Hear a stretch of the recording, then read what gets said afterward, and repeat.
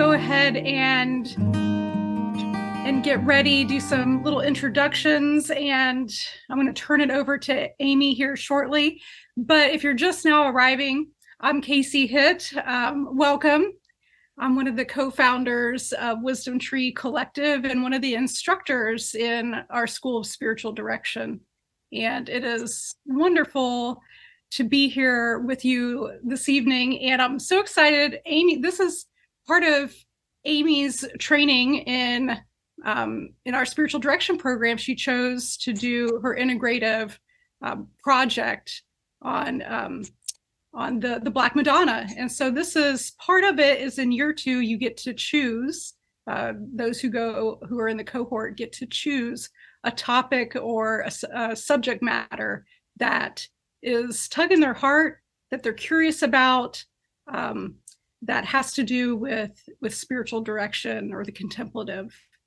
And so I'm so thrilled to turn it over to her and to learn more about this backyard pilgrimage to the Black Madonna.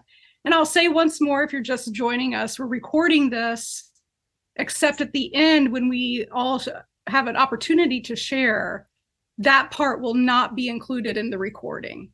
This recording will be available for 3 months. Does anyone have any questions before? Any tech questions? All right, I'm going to mute myself. Okay, wonderful. Folks, I am just giddy. I am so excited that you're here. You could be doing anything. And, you're here with me tonight to learn a little bit more or to explore a little bit more about the Black Madonna.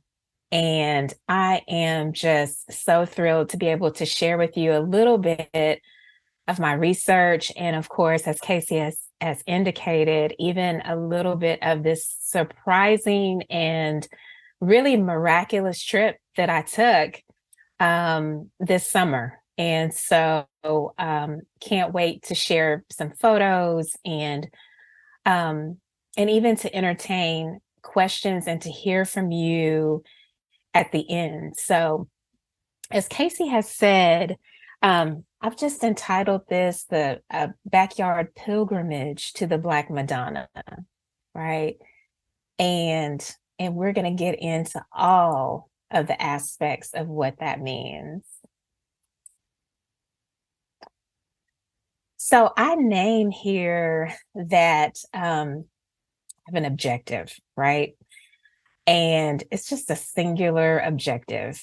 And that is for us to begin by living in the tension.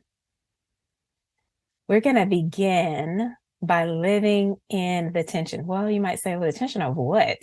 Well, of meeting and encountering, of gazing and beholding, of holding and letting go, right? So let me just share a story, and I'll get into some of the details about my own journey and how the Black Madonna sort of brushed up against my life. But I want to tell you a quick story. I'm sort of starting at the end, and I hope I'm not preempting myself. But anyway, I'm starting at the end. So I have been here lately. This is really sort of the second cycle for me, and I'll explain a little bit about that later. Here in the second cycle, I've been thinking about and pondering the Black Madonna in different ways. But, and I'll say this, and encountering her image in various kinds of ways, and I'll explain that. But it really wasn't until I went to Spain. So I had two encounters with two encounters with the Madonna, one in Paris and one in Spain. But it wasn't until I went to Spain, to Montserrat, and, did this beautiful trek, which I'll explain a little bit more about that later. But it wasn't until I was standing face to face with the Madonna that the Black Madonna of Montserrat that I felt beheld. So it was sort of one thing to encounter her image over the course of 2 years, 2 years or more, but it was a whole nother thing to sort of encounter her in person. So I wanted to say that, yes, we're sort of talking about a backyard pilgrimage and what that can mean for us. But I want to hold even this notion of backyard pilgrimage in tension with, there's more, right? There's more. If maybe for some of us, this seminar, this workshop is just scratching the surface. So I want to think about this backyard pilgrimage as just sort of scratching as a beginning, because there's so much more. As Casey's already said, I'm going to encourage you to, to have a journal. Maybe it's digital, maybe it's, a pen and paper. I'm going to invite everyone to please mute too, because I don't know if that's I keep hearing a sound. I don't know if you all hear that in the background, but please mute. And then at the end, we're going to hopefully enjoy some time talking together. But I invite you to have something to journal with first. And then secondly, if you would begin to sense your own backyard or a borrowed one, right? So get a sense in your imagination of your own backyard or a borrowed one. Maybe you've been in another one that you would rather be in besides your own, right? And so if you would get that in, kind of locked into your imagination. And I'm going to say a little bit more about what inspired this notion of backyard pilgrimage. Have you all, and you can just nod your head or, one of the reactions in Zoom, have you all heard of Phil's Camino? Have you heard that story? Okay, well, the inspiration for this backyard pilgrimage comes out of a panel discussion that I was a part of as an audience member in November of last year. I went to the American Academy of Religion and sat in on basically a panel about spiritual formation. They were talking about pilgrimage. And someone mentioned this in their presentation. They mentioned Phil's Camino. And I just thought, what an amazing idea, what an amazing thought. So Phil Volker was a man who was diagnosed with stage 4 cancer. And he had this lifelong dream of walking the Camino of Santiago in Spain. And he knew with this diagnosis, his chances of being able to do that were slim. And so he was inspired to walk it in his own backyard. And so he, was able to do the research and, get some information about how long the Camino is and what to expect along the way. And he basically set up a Camino in his own backyard. Now it was acres and acres. So he had space, to sort of live expansively in that way. But this is where, my notion of the backyard pilgrimage comes from. It comes a bit from his own story. So I want to begin by sort of sharing with you that back in, now I've forgotten if it's June or July, back in July, I was able to go to Europe. It was really a sponsored trip that came to me out of the blue. And I met some other people that had various other reasons, scholarly reasons for being a part of this scholarly cohort. So my time in Europe was really bookended by some images, and I've put those images here. As I say here, I was greeted when I first arrived in Paris on the street, literally as I said the name, Kali. I look up and to the left, and there is a street vendor selling ice cream and sweets on the street. And I thought, well, that's interesting. And I'll say a little bit more about Kali. And then our cohort, the scholarly cohort that had gathered together, we had set up different interviews with artists, so Black artists that were living in Paris. And we visited several different galleries and art studios. Well, in the Christophe Person Art Gallery, which is right in Paris, I encountered this other, if you look at the image in the left-hand corner that is up against the black background, this image, and I'll say a little bit more about who she is, but it's a Haitian Creole image of the divine feminine, and I'll name her in just a moment. And then, of course, there is here Black Madonna. This is a replica of the Black Madonna from Montserrat in the top right-hand corner. And then in the bottom right-hand corner is Tara. And so I literally started the trip encountering Kali, and it was a divine feminine image out of Hindu religion, and then left Barcelona. The evening before I flew out of Barcelona the next morning, I passed by, that's why the image isn't altogether clear, but I walked by a shop window, and there was Tara, a Buddhist image. There was Tara in the window, and I did a double and a triple take.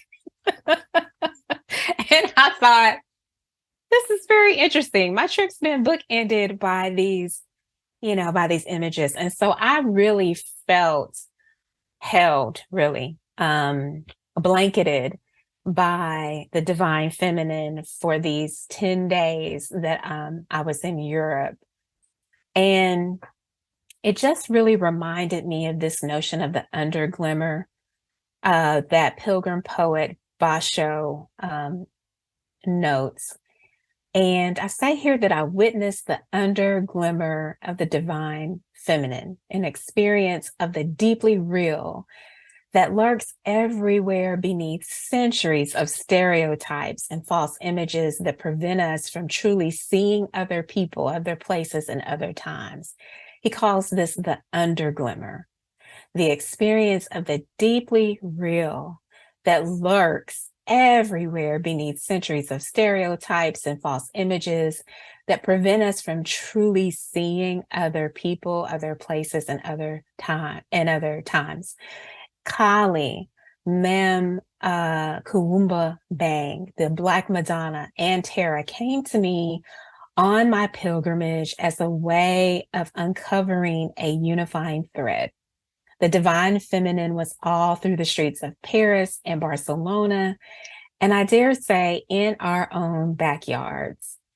And then there's just a question, and you can note this in your journal, but what scales need to fall from our perceiving to behold the underglimmers, right? The underglimmers of the holy in our ordinary, our everyday lives. What scales need to fall from our perceiving to really behold this notion of the underglimmers, right? The experience of the deeply real that's just lurking everywhere beneath, centuries of stereotypes and myths and false images that prevent us from truly seeing, right? That those are everywhere around us. And they were certainly on this pilgrimage with me.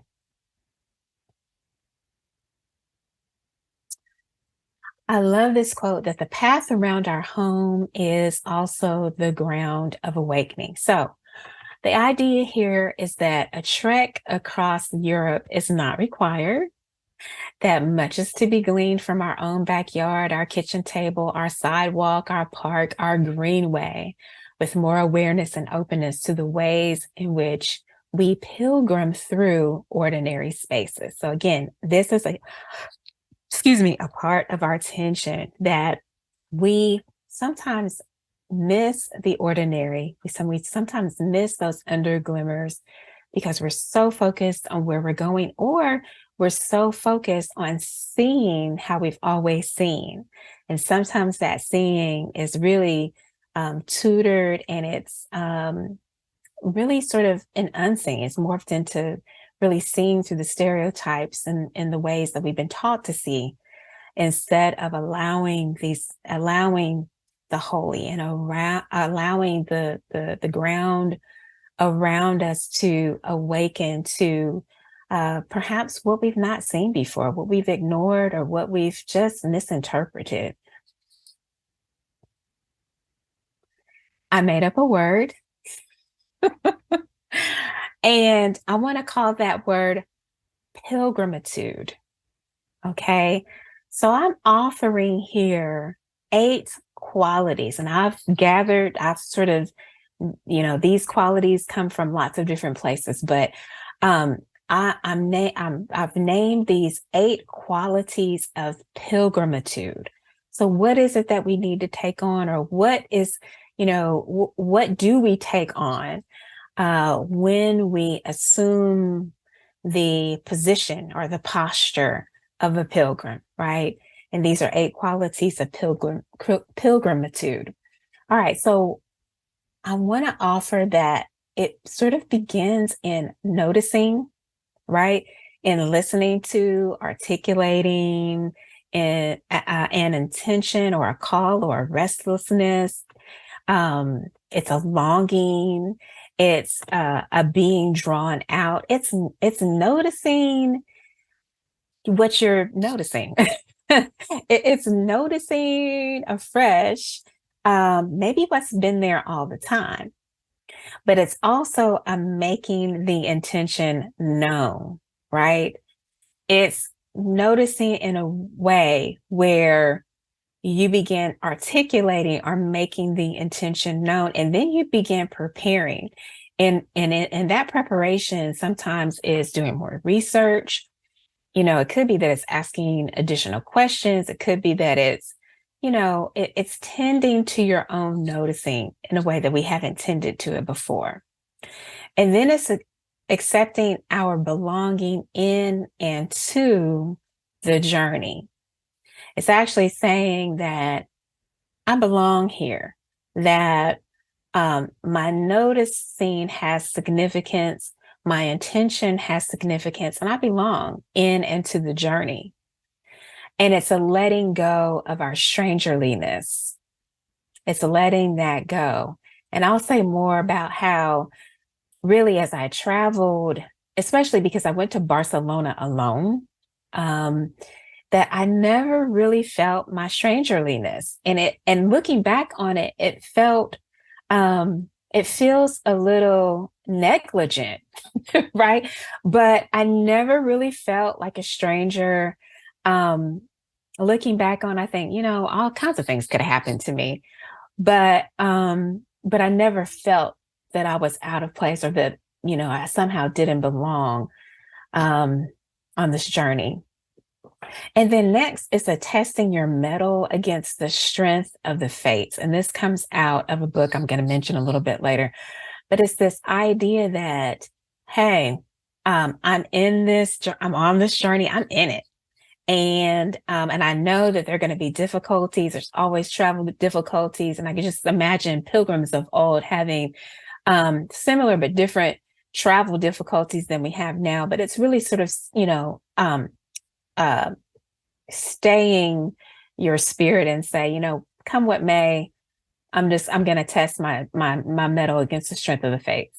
And then it's welcoming your journey guides and angels. And Lord knows, I thank God for folks who are willing to help translate and, point in the right direction and help guide along the way.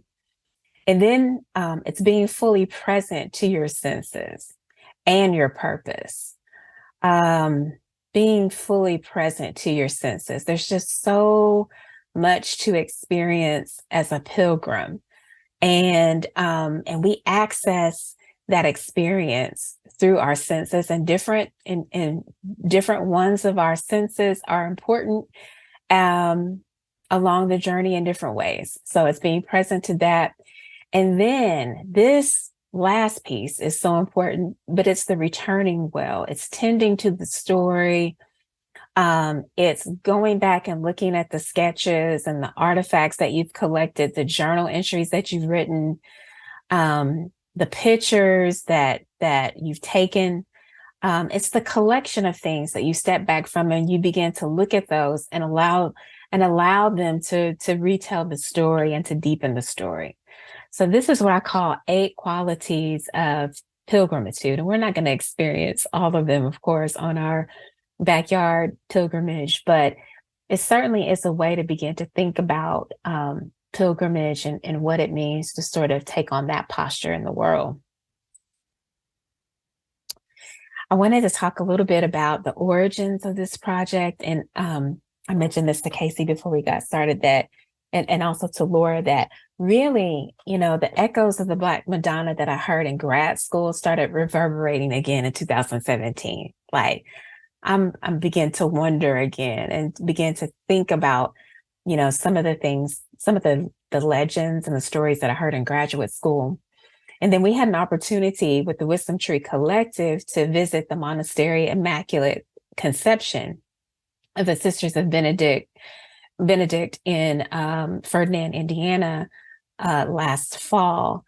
And while I was there, I thought about the Black Madonna again, and I went looking for her and I found her, and I'll share those pictures in a moment. I also ended up last fall at the Abbey of Gethsemane. Some say Trappist, Kentucky, some say Bardstown, Kentucky. Sort of the same place at a board meeting. And while I wasn't looking there, the Black Madonna was again. And of course, I mentioned the AAR panel, and it was on spiritual formation. And then in December of last year and in January of this year, I received some birthday gifts that were just unusual and beautiful. They were porcelain angels. They were porcelain Black angels that just the detail and the artistry of these angels, again, a part of this pantheon of the divine feminine that was just scratching at the edges of my spirit. And I think not helping me begin to sort of hone this project that had begun in me a long time ago.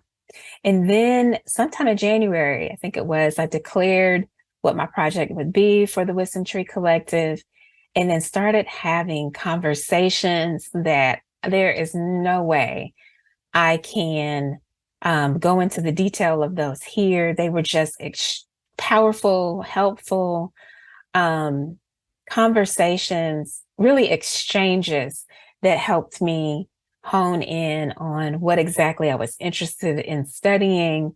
And those are with Casey and then with Laura Huff, who has served in the role of my mentor, my spiritual direction mentor. And then the Reverend Dr. Karen Battle, who was recommended to me by Amy Oden.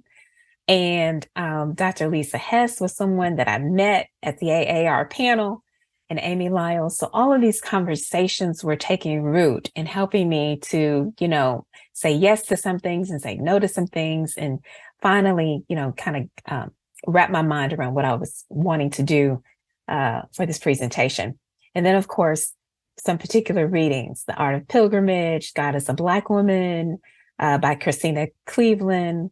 And then some of the other readings that we had for the certificate requirements. Another book that's not listed here around the goddess, sort of goddess mythologies, and then crowdsourcing. When I started talking to my friends and colleagues about my project, believe it or not, and I'm going to share some pictures next, artifacts started pouring in, right? So these were images that I came across at the Monastery Immaculate Conception in Ferdinand. These were in the book Her Face, Images of the Virgin Mary in Arts. And you can see just beautiful depictions of the Black Madonna here. When I went to the retreat at the Abbey of Gethsemane, walked in through the door, and I thought, okay, she's either following me or, like Spirit is saying, you need to start paying attention, woman.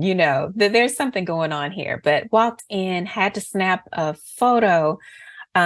I regret that you can't see the detail here, but beautiful stone, right? This is a stone Black Madonna, replica of the Black Madonna in Kentucky. And then some others of these that came to me through friends, Saint Meinrad. This here, the image on the far right was a photograph taken by Casey, and I think she happened upon Casey there at Saint Meinrad. And then this middle image is an image that was gifted to me. This is actually a replica of the Virgin of Montserrat. And a colleague and his wife went to Spain earlier this year, and they knew I was studying the Black Madonna, and the story that they tell around locating this image is a little bit like a pilgrimage in and of itself, like a miniature pilgrimage. And they really went to lengths to find her, and they were better for it. They really enjoyed actually, that being a part of their trip. And then this first image here on the far left, I regret that I cropped it down so much you can't see the full image, but this is an image that is on a piece of wood. It literally is, it's almost like silver works on wood. And it is just so beautiful. This was gifted to me by another friend who went to Italy this summer, right? So this presentation's been crowdsourced. And so each time she came, I began to let go of some of my strangerliness. I accepted my belonging inside of a new journey. I say here, like the shedding of skin, harmful stereotypes, well-worn, problematic literary tropes, and cultural codes about Black womanhood began peeling away. What began emerging were deeper questions about the tradition of the Black Madonna and white supremacy, and why none of the miraculous stories about her had been a part of my spiritual formation, and why these stories were practically absent, for me anyway, from culture in the US, and what her aesthetic alone could mean for the global community. So here I'm just noting that these are some of the internal musings that I had as these images began coming to me one by one, and began to, again, I'm using this word of scratching at the surface of my spirit, began to cause me to ask some deeper questions about, well, why is she, missing from my own spiritual formation? What does it mean that she's back, or that she's in my life now? And what could these images possibly mean for US culture, but also for our global community? Okay. Lisa Hess and Rabbi Brad Hirschfeld say this: pilgrimage is a metaphor and a container for deeply traditional, principally pluralistic formation suggests a means to erode polarizations, cultivate intellectual humility, and mobilize the force of faith without fanaticism. Let me read that again. Pilgrimage as a metaphor and a container for deeply traditional, principally pluralistic formations suggests a means to erode polarizations, cultivate intellectual humility, and mobilize the force of faith without fanaticism. In my words, in other words, pilgrimage is like the body, right? Constantly shedding its own skin, cultivating new elasticity with a certain amount of humility, because it's a natural process. Our shedding is a natural process. And we are thereby confronted with a deeper sense of our own skinliness by the sheer ontology of being. So here, I'm just trying to say there is something to pilgrimage that really invites humility. When you're in it, you're in it. And, when we begin to recognize that we're in it, a humility sort of emerges around that, hey, there is something deeply divine about this experience that I'm being confronted with, and that wrestling alone is a gift, that I think sometimes we have something to do with, and sometimes we don't, right? That's the notion of pilgrimage that I think they're trying to get at, and that I'm trying to get at as well. And that it really makes us better, that there's something about pilgrimage that begins to cultivate intellectual humility, that begins to mobilize our faith and change the way we see the world. Again, this being drawn out of our own, out of our old skin. That's a part of what I'm saying, that pilgrimage is drawing us out of our old skin and helping us to sort of begin to live into new realities about who we are and who the world is, or what we encounter in the world. And so I just want to stop here just for a minute or so and allow for some space, some silence, and ask the question, what are you sensing right now? What is wanting to fall away, and what is coming to you so far, and what you've heard in this presentation? What's falling away and what's coming to you so far? And we'll take a minute or so. If you just feel welcome to write and to think and to meditate on this question. What's wanting to fall away and what's coming to you so far?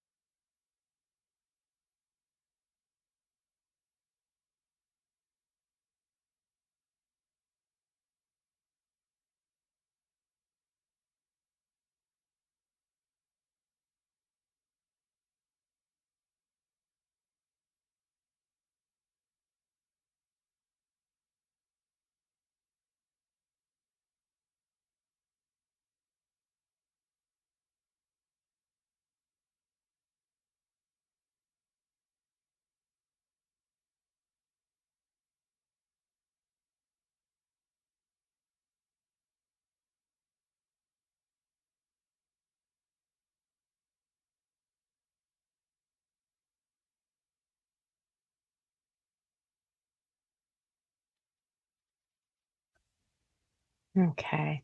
And as you're finishing up your thought there, I'm going to move on to the next slide. You can keep that page open if you need to, and come back to this question even as we continue on with this presentation. So let me, this first image here that I encountered on this trip, Our Lady of Good Deliverance in the chapel of the Congregation of the Sisters of St. Thomas of Villeneuve. which is about 40 minutes outside of Paris. That's me standing next to I look so angelic, don't I? And standing next to this column. We went to mass. This was a couple of days before I left for Barcelona. Our Lady of Good Deliverance has a story. This slide is a combination of photographs that I took, and then this photograph in this more in the center is one that I pulled from. It's called Interfaith Mary. It's a website online that has a lot of these indexed, a lot of the Black Madonnas indexed. That came from that website. And then the image on the far right that looks like an image about when the doors of this cathedral are open, just gives more information about the worship service. But let me tell you a little bit about this image. It's a 14th century image that basically replaced an 11th century version of the Black Madonna. And the story is that she used to stand in the church of Saint Etienne de Grey in the Latin Quarter, but that church was destroyed during the French Revolution, and all of its contents were sold. But Madame Carignan, a pious rich lady, as it's told, bought the statue and venerated the Black Madonna in her private home until she was arrested during the Reign of Terror, a period of 11 months following the French Revolution, which cost 20 to 40,000 people their lives. In jail, she used to pray to Our Lady of Good Deliverance with others who had been arrested for their faith, and in particular, the Sisters of St. Thomas. When all of them survived and were freed in 1806, Madame gave the Black Virgin to the sisters. Later, it's told that the Royal Confraternity of the Charity of Our Lady of Good Deliverance, founded in 1533, began to keep patronage to her. They were comprised of thousands of aristocratic and common members. They were, quote unquote, a saintly society dedicated to the honor of God and his very dignified mother, the glorious Virgin Mary, to keep a singular devotion alive in real Christian men and women.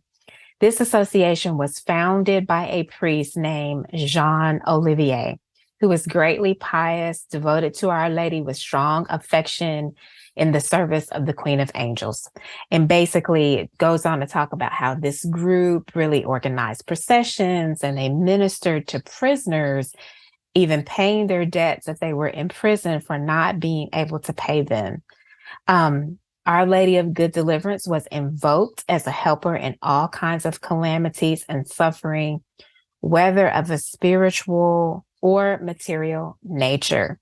And she was called upon as the victorious one in the fight against the Huguenots and other heretics. And you will see, I know that might sound, I don't know how that sounds to you, but we'll see over and over again. Now, we only have about 4 images that we're going to engage with tonight, but out of this 450 to 500 stories about the Black Madonna, you see over and over again sort of miraculous circumstances around not only her discovery, her finding. I'll say a little bit, we'll hear more about that later in some of the other stories, but also miraculous stories about how she's invoked in times of war, how she's venerated in times of war, and miraculous things happen around that collective veneration.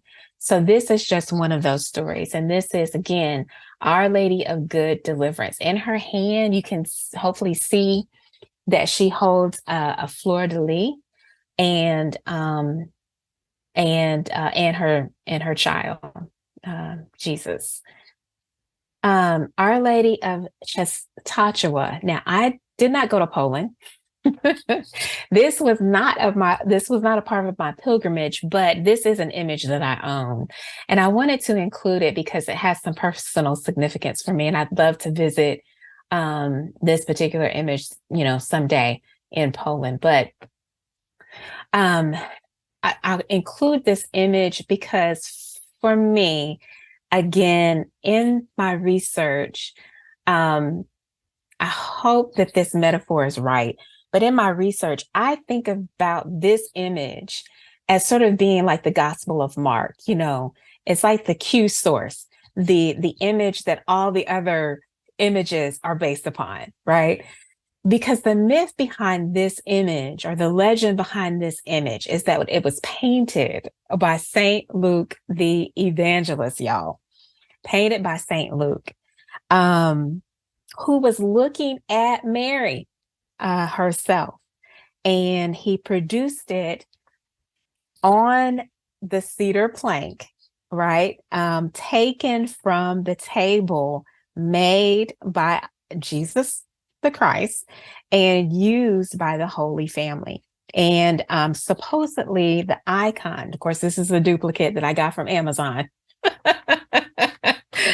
But supposedly this icon remained in the Holy Land until the year 326, when it was discovered by St. Helen, the mother of the Roman Emperor Constantine, and it was brought to Constantinople. And then it remained there until 1382, when it was given in gratitude for defending the Holy Roman Empire, or the Holy Roman Empire, to the Prince of Poland by the emperor, right?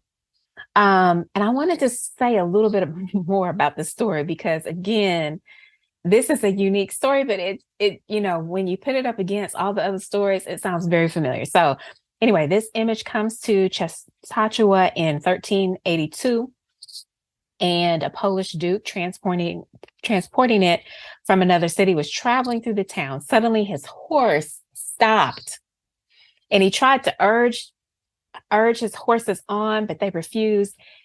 And it's told that he prayed for an interior light to discern what to do with the image. And it was revealed to him that Jasna Gora, or translated as Bright Hill, was to be the image's final home. And so accordingly, he built a monastery and a church to house the portrait, and then brought the Pauline friars from Hungary to guard it. And the story of the slash marks on her face, if you look closely, sort of on the right side of her face, right in this image, are slash marks. Well, the story of the slash marks on Mary's face goes back to 1430, when the monastery was attacked and the icon was stolen by a band of Hussites. And I hope I'm saying this right, Hussites made off with their plunder in a horse-drawn wagon. The horses, God's chosen instrument once again, so says the story, stopped, refusing to go further. The soldiers threw the image on the ground to lessen the weight of the wagon, and one of them angrily slashed it, leaving 2 gashes, and he raised his blade to strike the holy image again, and he was struck dead. Legend, the stuff of legend, right? But she's also known, because of these scars, as our mother of sorrows. Our mother of sorrows. All right. So Our Lady of Częstochowa. One other thing I'll say as I move on to this slide, because again, this is another replica of the plank.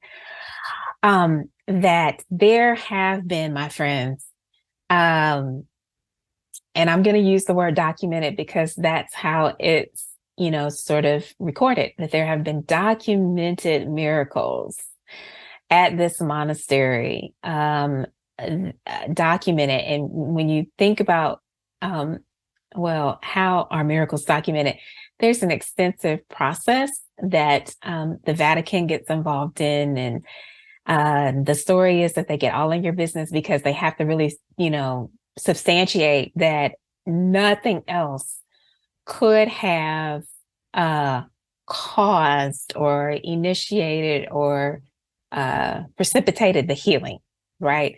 So there are a dozen or so verified by the Vatican miracles that have happened from pilgrims that have visited this image in particular, Our Lady of Częstochowa. All right, my trek.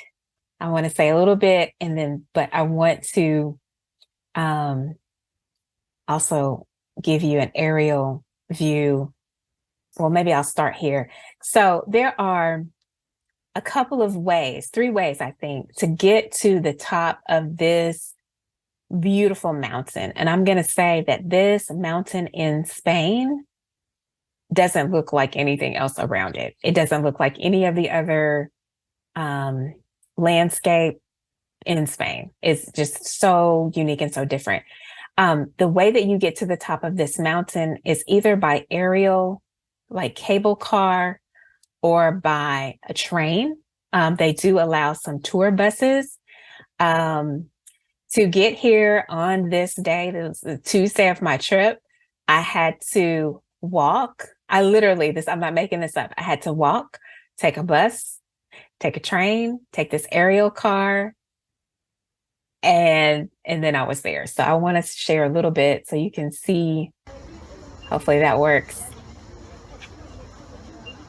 a little bit of the foot of the mountain and the line to the cable car.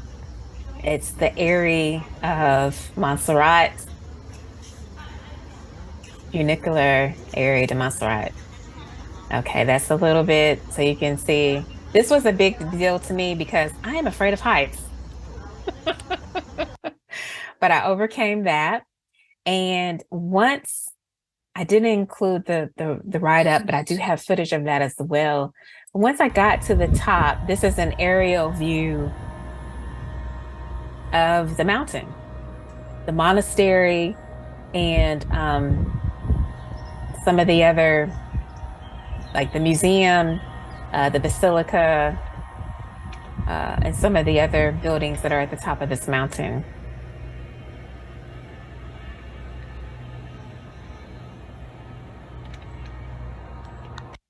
It's a gorgeous, gorgeous day. And you can see the actual cable car, the yellow cable car in the center of this photograph, the middle photograph. Okay. So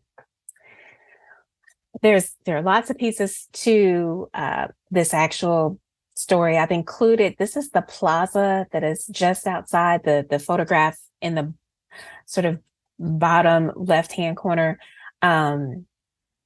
is a photograph of the plaza of the basilica. And again, I was trying to get a sense of, wow, just the grandeur and the sheer remarkability of how all of this came together. This top image is an image that's at the exit. So when you exit the basilica, you can purchase candles, light them, and say a prayer. I did purchase a green candle and said prayers after I exited. And then this, of course, and I did not include, because there's just too many pictures, but I did not include all the pictures that I took to get to the top of this. You had to walk up a set of stairs, the top of this throne. They call it the throne of Our Lady. Yeah. And again, seeing her felt like a living, breathing moment. It did not feel as if I was looking at a still print or an inanimate object. I don't know how to describe it, but it felt like when we saw one another, when I beheld her, she beheld me, it felt to me like, this was my experience, like she was in on a secret. I was like, did y'all see that? It kind of felt like she winked her eye. You know what I mean? So just an extraordinary, extraordinary experience. And this is Our Lady of Montserrat. Let me tell you a little bit about her. So the legend of her discovery, legend says that in the year of 1880, shepherds from the village of Montreal took their flocks to graze upon the mountain of Montserrat. Suddenly at night, or as night began to fall, the shepherd saw a great light and heard celestial singing, strange signs that led to a spot on the mountain of Montserrat. Astonished, they shared their vision with the priests from the neighboring parish. And then he, in turn, told the bishop. Then the bishop and the townspeople went with fear and devotion to the site of the miracle. The beam of light came from within a cave where the sacred image appeared, protected under a rock ledge. Because the site was so steep and hard to reach, they decided to move the image to Manresa, the largest nearby town. But as they crossed the water and reached a high, flat area protected from northern winds, the Virgin produced another miracle. This is going to sound familiar. She would not be moved. And all understood that this was the place she had chosen in which to be venerated. Virgin loved the spot, and from there she went to call her devoted children to her, et cetera, on a path of penitence and conversion. And you can see, I think you can see this well here, that in her right hand she holds an orb, right, or a sphere of the universe, and in her left hand, or her left hand is raised to protect the child. And you can see a little bit of Jesus there. The child blesses with his right hand, and in his left hand, he holds a pine cone, right? And the pine cone is represented as a perennial fruit, a symbol of fertility and eternal life. So those are the beautiful, beautiful images of the Black Madonna at Montserrat. Now, if you want to have lunch sometime and see other photographs of the basilica, just behind the throne of Our Lady is another sort of chapel area. The throne of Our Lady is encased in glass, and so you can actually see her from behind, and you can see sort of all of the ornate beauty around her. Even from it's just beautiful. The whole chapel. There are fresh flowers. There's gold and bronze and silver. There's just marble floors. It's just a very beautiful, beautiful sight. Okay. So our pilgrimage today spans 4 countries: France, right? Poland, it's not circled up here at the top right, Spain, and Italy. Our images, if you'll remember, came from these countries. They came from Spain and France and Italy and Poland. And so our pilgrimage spans these 4 countries. Now, you're going to have a little bit of time to write. You're going to have 3 minutes to write on this first. I've got about 3 or 4 different journal prompts here. But this first one says, be fully present to whatever senses you can access in this moment and write about your awareness. What are you noticing in yourself? What are you noticing? If anything, what are you noticing in yourself right now? I'm going to give you 3 minutes to write on that.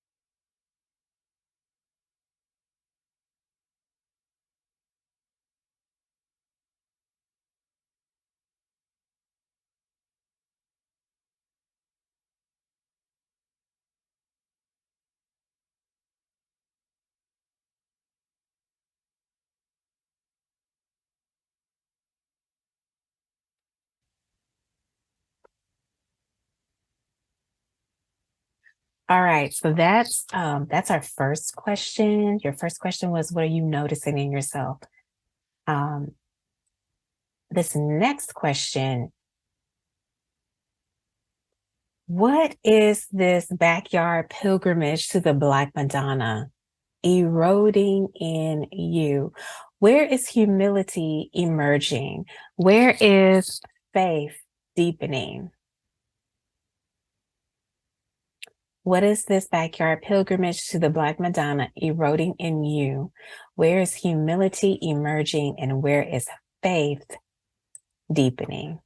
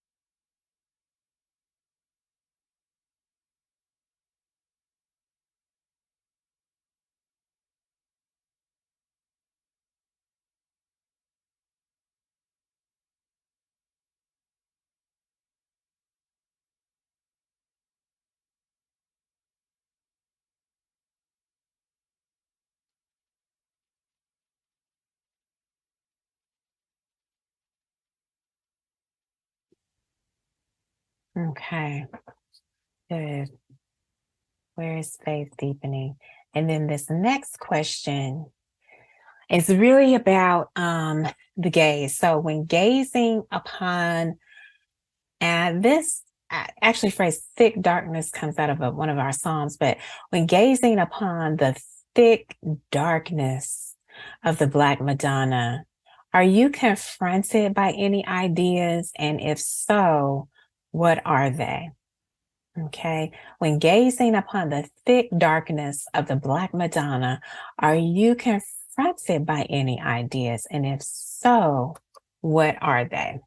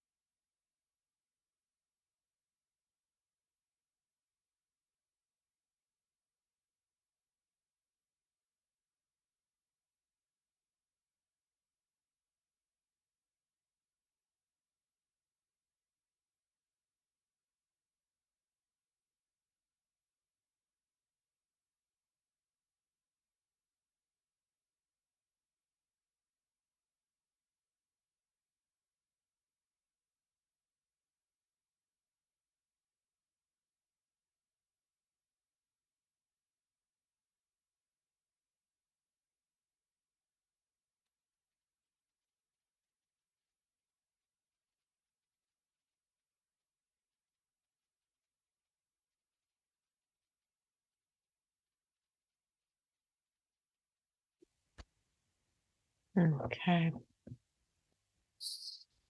As you're finishing that one up, this is our final question. And the question is, the journey may begin in your own backyard. It might begin here, but where will it say? It should be, where will it take you next? The journey may begin in your own backyard, but where will it take you next?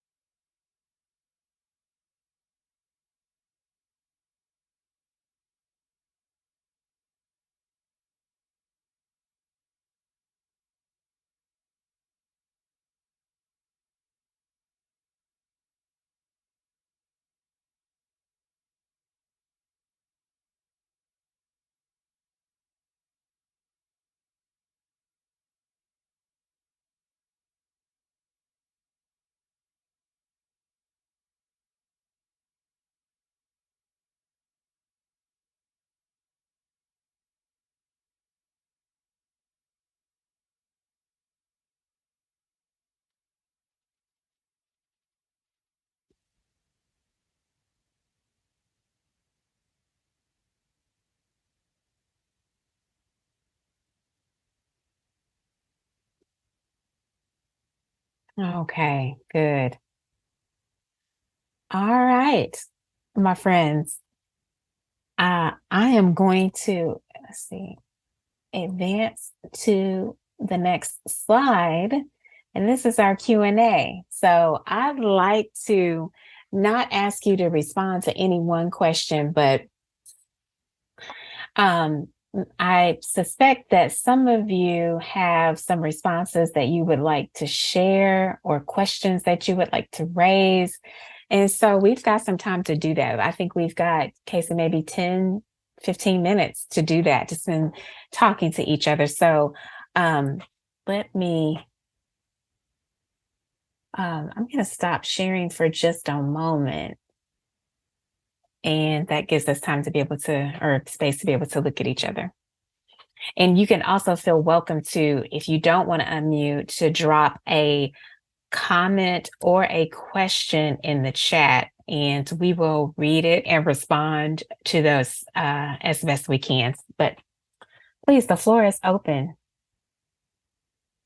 Two things. One is what makes a representation of Black Madonna? What is that about, like theologically and spiritually, if there is a thing, or did it just sort of arise out of the culture, out of all these different places, some sort of like archetypal happening, you know? And then I'm also curious about what moves you about that. What do you see when you gaze? Mm-hmm.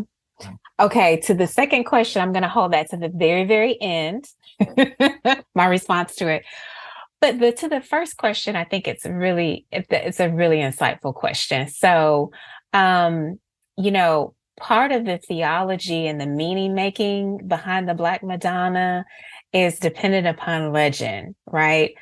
It's also dependent upon what we see happening with the Black Madonna now. So in Notre Dame in Paris, you probably saw this, maybe you did, maybe you saw this story in the news. In the remodel of Notre Dame, the Black Madonna that had been there for centuries was repainted white. And there was an uproar. People were like, you know, because for them, I think some of the critique is for them, it's not the same.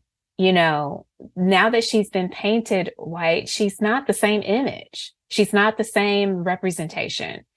And there's meaning, there's significant and deep meaning behind her Blackness. Now, another part of that is, and Robbie can probably jump in part of this conversation as well, but part of the legend and the myth behind her coloring is it's complex. It's diverse. So some will say that her coloring is because of the years of wear and tear, the soot, the varnish, the wear and tear. And then some will hold to that the Blackness has a deeper significance. It's either it's almost like symbolic, right? Even if we don't know the origins of the color, because she has always been so to some, or has gradually and over time gotten darker and darker, that what you can't easily explain away is the miracle or the experience that happened at the sacred site of, this Black Madonna, that there was something happening, something, and it's written into the legend. So I think there's a lot of, I'm going to use the word constructive theology that's waiting to be had, that's waiting to be interpreted, that's waiting to be articulated. There's constructive theology around her Blackness. And a lot of that construction, I would believe, or I would argue, is around, sort of the struggles that we have with Blackness, particularly, and I would have to, argue from our culture, because that's culture I know the best. But the struggles that we have and have had,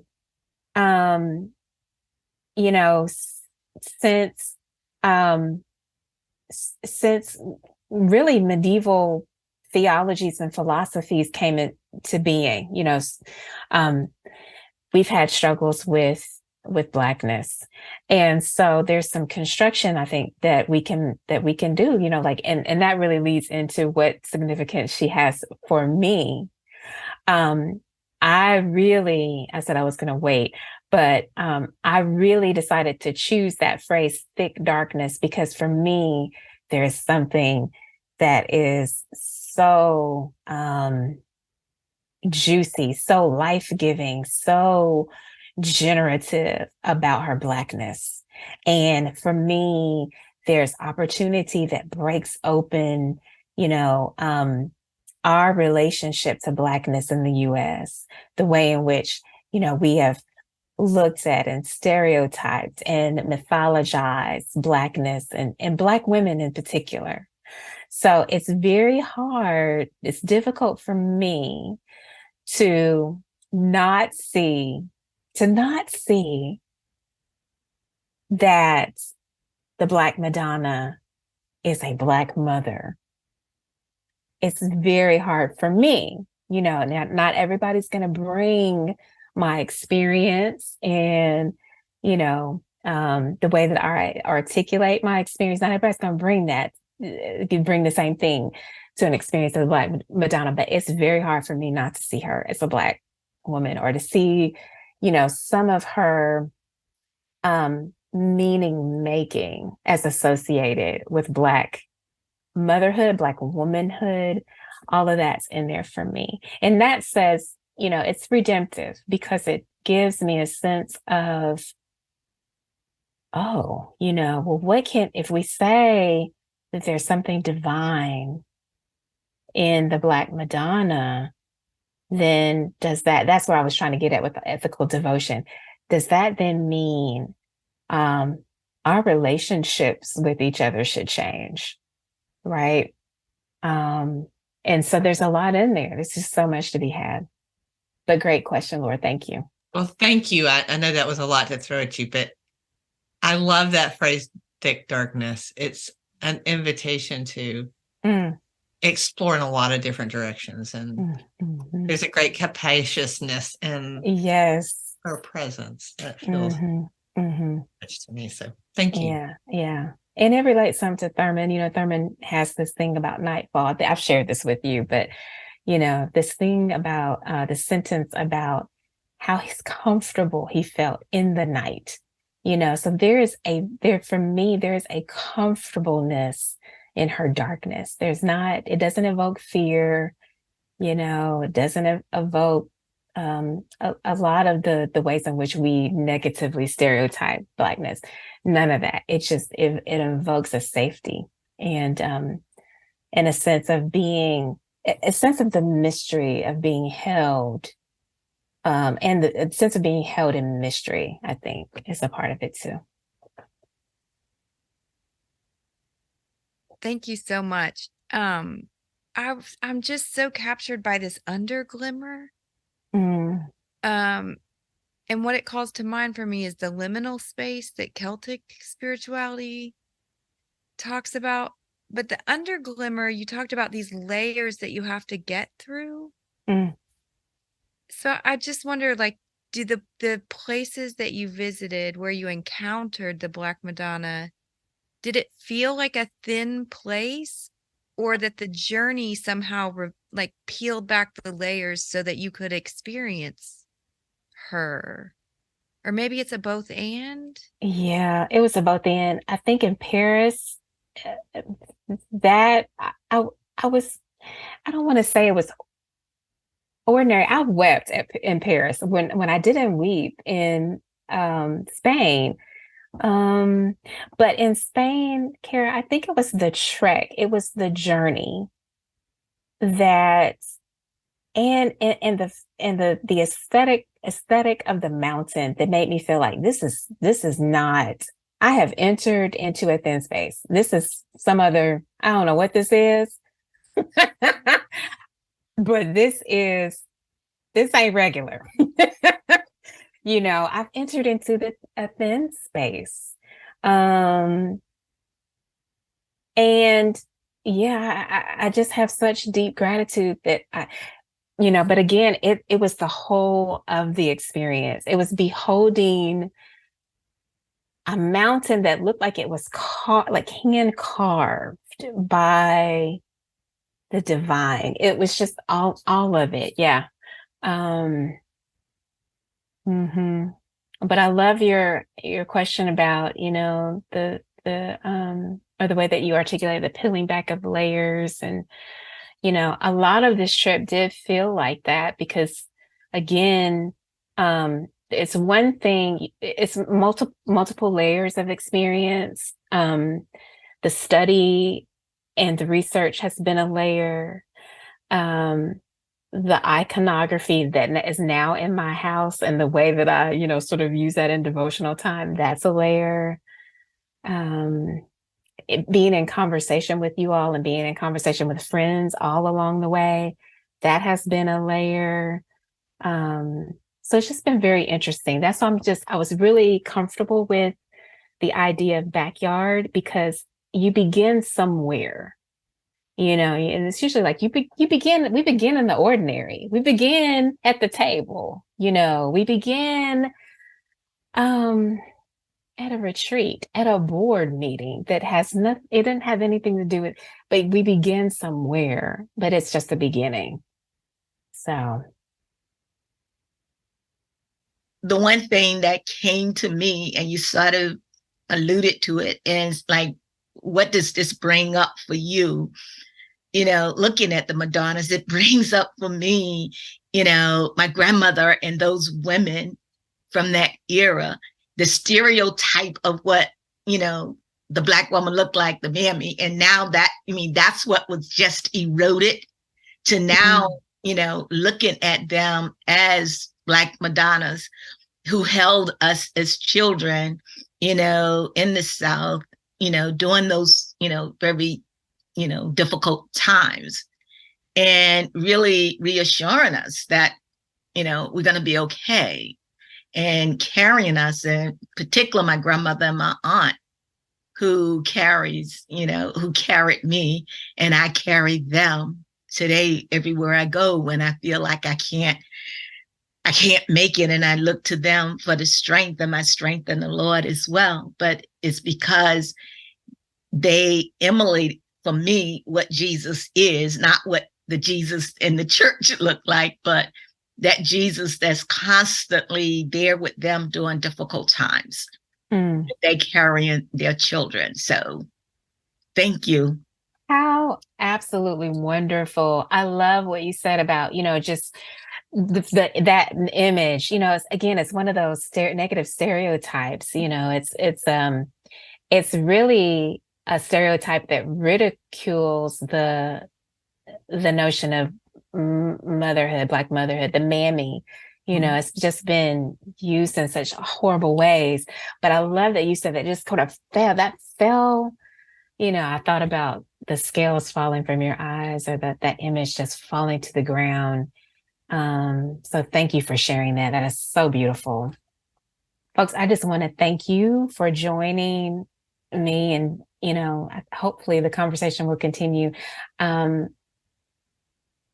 I will say, as a follow-up to the pilgrimage to Europe, that she's with me now. And I evoke her now even more in terms of, how I leave the house. So I do hope that you'll continue to think about the Black Madonna, and that you'll be open to whatever experience she calls you toward. So, and I just echo everyone thanking you, Amy, for such a wonderful presentation.